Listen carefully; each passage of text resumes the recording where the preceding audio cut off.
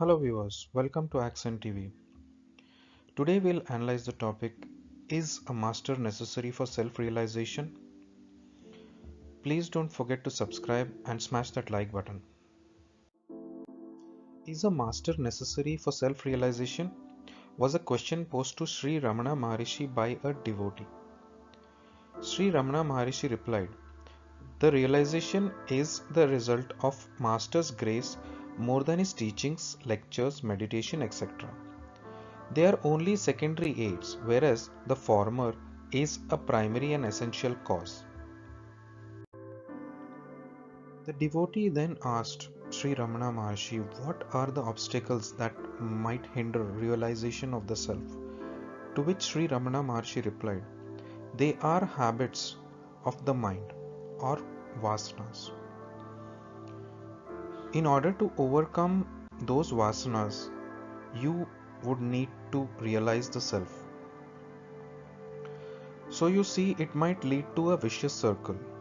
The self needs to be realized, and the desire of every person is for self realization.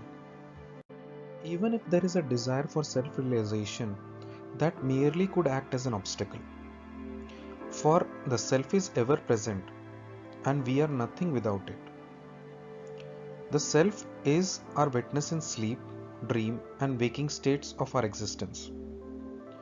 These states belong to the ego. The self transcends even the ego. Do you exist in sleep? Did you know that when you are asleep, you are unaware of the world? It is only when you are waking up that you can describe the experience of sleep as being unaware. If you know what the waking consciousness is, you will know the consciousness which witnesses all the three states.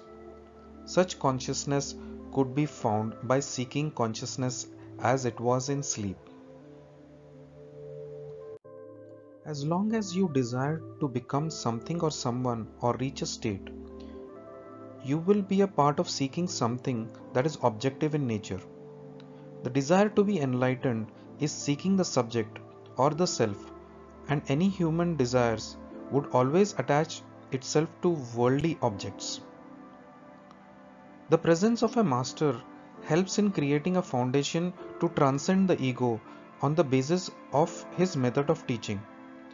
And the disciples should be qualified enough so that they should be able to discipline themselves to the master's teaching without question. Once the disciple is certified by a true master, then he could achieve enlightenment. No matter what the scenario, as the true master knows all the births of himself as well as of all his disciples.